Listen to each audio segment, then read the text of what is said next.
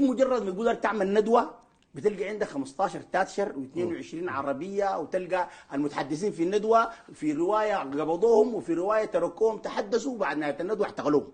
المساله دي بتلقاها اوجدت واقع غيب الراي العام في المنصات القوميه. طبعا المنصات الرسميه دي اساسا ما موجوده، حتى لما يحاولوا يوجدوا عباره عن اتصال مباشر مع الجماهير حرموا من توصيل ارائهم للراي العام. حتى الخيارات اللي بيتركوها لبعض الناس اللي بيقولوا الراي الاخر ده لغه بتاع تكنيك اعلامي للتنفيذ، عشان يخلقوا للشارع السوداني تنفيذ قدر الحوجه عشان يجذبوا للغناء مشاهدين من الغاضبين من حجم الاستبداد. حتى التنفيذ بقروش. ايوه، حتى اللي بينفس اللي بده عشان ينفس عن الناس بمبلغ، ومبلغ كبير جدا. نعم، فاللغه بتلقاها مقصودة. ما خطاب بيجيبوا عناصر مؤمنين بمشروع التغيير ولا عناصر عندهم ايمان بمشروع التحول الديمقراطي، بل بيجيبوا عناصر بيعملوا حاله بتاع التنفيذ باذن السلطان وبسياسه تحريريه مرصوده بعقليه امنيه استباقيه لتضييق فرص الراي الاخر. الإشاعة لعبت دور كبير جدا برضو كمان في توجيه الإعلام، وهم لعبوا عليها.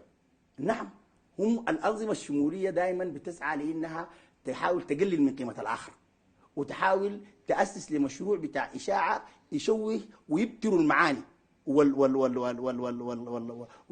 والدلالات، وبتلقاهم دائما بيحاولوا يسوقوا مصطلحات ما موجودة بعقل مختلف. يعني أديك أنا سامبل صغير في ثورتنا الأخيرة دي، الصادق المهدي الله يرحمه رئيس حزب الأمة في سأله صحفي قال له يا صادق المهدي انت جاي يوم 19 ديسمبر عشان تسرق الثورة، ليه انت جاي تسرق الثورة؟ قال لي احنا نضالنا ده له 30 سنة نضال تراكمي، شغلنا ده ما وليد الليلة، شغلنا ده لا علوك شدة ولا بوخة مرقة.